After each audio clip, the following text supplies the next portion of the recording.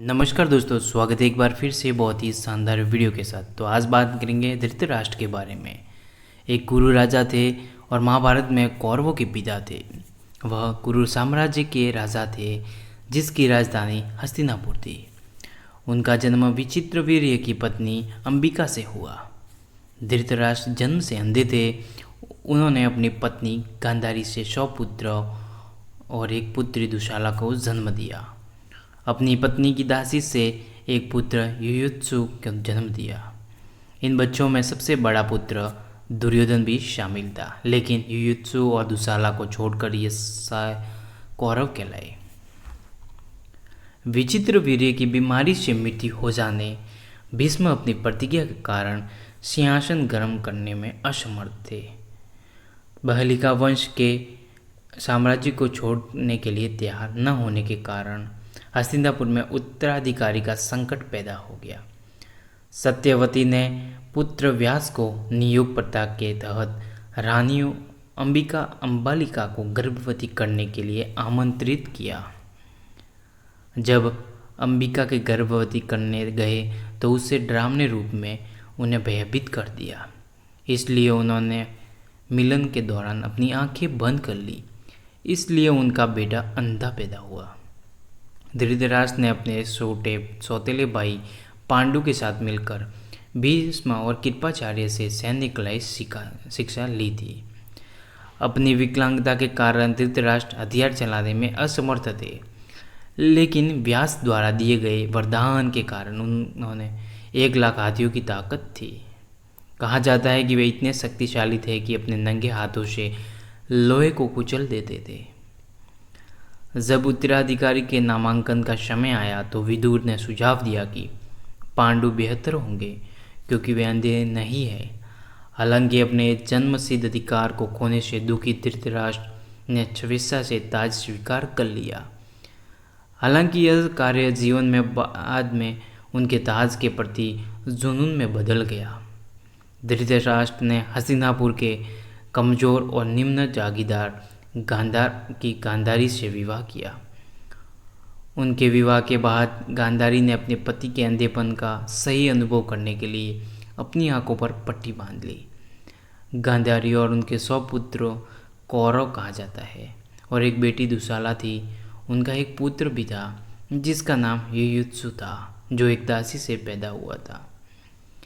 ऋषि किंदम्बा के साथ हुई घटना के बाद पांडु वन में चले गए, इसलिए धृतराष्ट्र को राजतिलक की पेशकश की गई। व्यास के आशीर्वाद से उन्हें गांधारी को 100 पुत्र और एक पुत्री हुई, जिनमें उनका सबसे बड़ा पुत्र दुर्योधन उनका उत्तराधिकारी बना। दुर्योधन के जन्म के समय अपशकुन दिखाई दिए।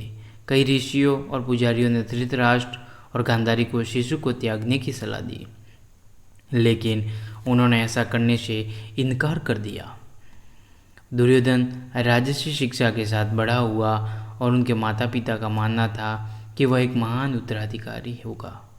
हालांकि जब पांडु की मृत्यु हो गई तो कुंती और उनके बेटे हस्तिनापुर लौट आए और उन धृतराष्ट्र के बच्चों के साथ रहने लगे। पांडु के सबसे बड़े बेटे युधिष्ठिर दुर्योधन से बड़े थे। यह देखते हुए कि पांडु राजा थे और युधिष्ठिर का जन्म भगवान धर्म से हुआ है, सिंहासन पर उनका दावा मजबूत था। उत्तराधिकारी का संकट शुरू हुआ। हालांकि युधिष्ठिर की खूबियों को पहचानते हुए धृतराष्ट्र ने अपने बेटे को प्राथमिकता दी, जो स्नेह में अंधा था। ब्राह्मणों, विदुर और भीष्म के बहुत दबाव के बाद धृतराष्ट्र ने अनिच्छा से युधिष्ठिर को अपना उत्तराधिकारी नामित किया। लाख के घर की घटना के बाद, जिसमें माना जाता है कि पांडवों को जला दिया था, धृतराष्ट्र शोक मनाते हैं, लेकिन अंत दुर्योधन को अपना उत्तराधिकारी घोषित करने में सफल होते हैं। जब पता चलता है कि पांडव बच गए तो कौरव और पांडवों के बीच संबंधों में खटास आने पर दुर्योधन अपना उत्तराधिकारी का खिताब देने से इनकार कर देता है। भीष्म की सलाह पर धृतराष्ट्र राज्य को 2 हिस्सों में बांट देता है। हस्तिनापुर दुर्योधन को और खांडव प्रस्थ युधिष्ठिर को दे देता है। गांधारी के भाई शकुनी का पासों का विशेषज्ञ था, क्योंकि वह विरोधियों को भनक लगे बिना ही पासे फेंक सकता था।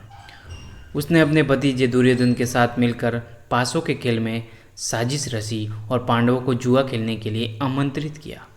पांडवों ने अंत अपना राज्य, धन और प्रतिष्ठा खो दी और 13वें वर्षों तक निर्वासित हो गए। पांडवों की पत्नी द्रौपदी को दरबार में अपमानित किया गया जब दुशासन ने अपने निर्वस्त्र करने की कोशिश की। अंधे राजा ने गांधारी से परामर्श करने के बाद ही हस्तक्षेप किया। जब द्रौपदी कुरुवंश को श्राप देने जा रही थी, हालांकि विकर्ण और विदुर जैसे गणमान्य लोगों ने दुर्योधन के पापों पर आपत्ति जताई, लेकिन हस्तिनापुर के प्रति दायित्वों के कारण अधिकांश दर्शक असहाय थे। धृतराष्ट्र बोल सकते थे, लेकिन उन्होंने ऐसा नहीं किया। कृष्ण पांडवों के शांति दूत के रूप में कौरवों को अपने समय के रिश्तेदार के रक्तपात से बचने के लिए मनाने के हस्तिनापुर गए। हालांकि दुर्योधन ने उन्हें गिरफ्तार करने की साजिश रची, जिसके परिणाम स्वरूप मिशन विफल हो गया। कृष्ण के शांति मिशन के विफल होने और युद्ध के अपर्याय होने लगने के बाद व्यास ने धृतराष्ट्र से संपर्क किया, उन्हें दिव्य दृष्टि प्रदान करने की पेशकश की ताकि धृतराष्ट्र युद्ध देख सके। हालांकि अपने रिश्तेदारों का वध होते नहीं देखना चाहते थे, इसलिए धृतराष्ट्र ने वरदान मांगा कि यदि वरदान उनके सारथी संजय को दिया जाए। संजय ने कर्तव्य निष्ठा से अपने स्वामी को युद्ध का वर्णन बताया कि कैसे भीम ने उनके सभी बच्चों को मार डाला। संजय अंधे राजा को सांत्वना देते हुए राजा को अपनी दृष्टिकोण और नैतिकता के साथ चुनौती देते थे। जब भगवान कृष्ण ने कुरुक्षेत्र के युद्ध में मैदान में अर्जुन को अपना विश्व रूप छत्सा रूप दिखाया तो धृतराष्ट्र को दिव्य दृष्टि न होने का पछतावा हुआ। धृतराष्ट्र को पूरा भरोसा था कि भीष्म, द्रोण, कर्ण और अन्य अजय योद्धा कौरवों की विजय बनाएंगे। जब भी युद्ध का रुख पांडवों के खिलाफ हो जाता तो वे खुश हो जाते थे। हालांकि युद्ध के परिणामों ने उन्हें तबाह कर दिया। उनके सभी बेटे और पोते नरसंहार में मारे गए। धृतराष्ट्र की इकलौती बेटी दुशाला विधवा हो गई थी। ये युद्ध की शुरुआत में पांडव पक्ष में चला गया था और वह धृतराष्ट्र का एकमात्र पुत्र था जो कुरुक्षेत्र में जीवित रहने में कामयाब हुआ था।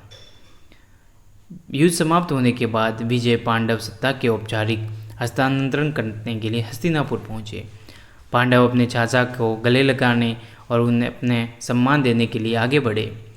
धृतराष्ट्र ने बिना किसी द्वेष के युधिष्ठिर को दिल से गले लगाया।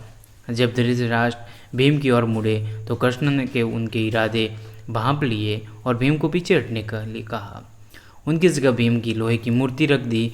धृतराष्ट्र ने मूर्ति को टुकड़ों में तोड़ दिया, फिर रो पड़े। उनका गुस्सा शांत हो गया। टूटे और पराजित धृतराष्ट्र ने अपनी मूर्खता के लिए माफ़ी मांगी, पूरे दिल से भीम और पांडवों को गले लगाया। भारत के युद्ध के 15 साल बाद शोकग्रस्त अंधे राजा अपनी पत्नी गांधारी, भाभी कुंती और सौतेले भाई विदुर के साथ तपस्या के लिए हस्तिनापुर से चले गए। ऐसा माना जाता है कि वे सभी विदुर को छोड़कर उनसे पहले मर गए थे, जंग की आग में जलकर मर गए या मोक्ष प्राप्त कर लिया। अगर आपको धृतराष्ट्र के बारे में जानकारी अच्छी लगी हो तो वीडियो को लाइक करें और चैनल पर नए हो तो चैनल को सब्सक्राइब जरूर करें।